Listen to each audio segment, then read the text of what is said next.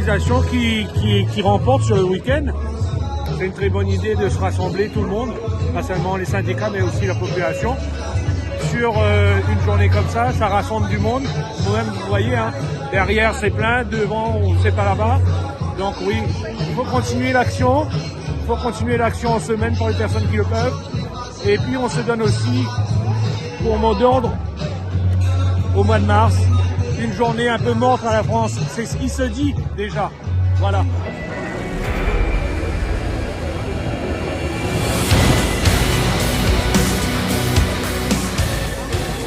On est au moins à 12 000 manifestants. Voilà. Donc c'est un succès qu'on avait escompté, mais qui s'est confirmé aussi à Romorantin, à Vendôme, puisqu'on a dépassé les chiffres habituels pour 1500 manifestants à Romorantin et 3000 à Vendôme. Voilà, ce qui fait à peu près plus de 16 à 17 000 manifestants sur le département. Voilà, donc c'est un succès qu'on attendait, mais c'est pas une fin en soi, parce que tant que le projet ne sera pas retiré, ben, on multipliera les actions jusqu'à généraliser les grèves partout, les salariés le décideront, et ce qui fait qu'on va suivre des actions le 16 février, mais au-delà, dans les entreprises, des débrayages sont prévus de manière coordonnée, afin de permettre de mettre la pression suffisante sur le gouvernement et le patronat pour obtenir le retrait de cette réforme unique. Voilà. La mobilisation est énorme, elle bat les records. 68 et 95 sont battus. Ça en dit long sur le mécontentement profond qu'il peut y avoir à l'heure actuelle. C'est vraiment quelque chose de très très profond dans la population. On est en train de se faire, là on devient des esclaves de ce pays-là. On est en dictature depuis quelques années.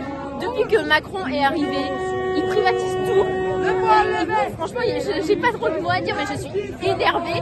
Il nous prend pour ses esclaves, il nous interdit tout. Donc, on va dire, on va finir en dictature, on va finir comme la Corée du Nord, on va rien comprendre, sérieusement. Et ce qui m'énerve toujours, là, c'est toi, dans ton métier, ils ont sous-payé. On pense pas trop à nous. Je pense que des résidents, ils font 100 kilos. À 65 ans, c'est compliqué.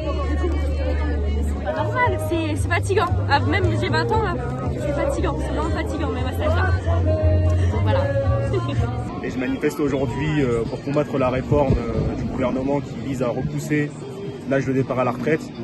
On sait que les raisons qui poussent le gouvernement à faire cette réforme, c'est d'abord faire des économies sur nos retraites, parce qu'ils savent très bien que tout le monde ne peut pas travailler jusqu'à 64 ans, quand on voit que plusieurs professions, on a des gens qui sont déjà usés à partir de la cinquantaine en fait. Donc on se bat pour les gens qui ont des métiers pénibles, on se bat d'une manière générale pour l'ensemble de la société, parce que repousser l'âge de départ à la retraite, c'est augmenter le chômage, c'est précariser tout le monde, et donc c'est pour ça qu'on se bat et qu'on se bat aussi pour diminuer l'âge de départ à la retraite à 60 ans avec 40 annuités.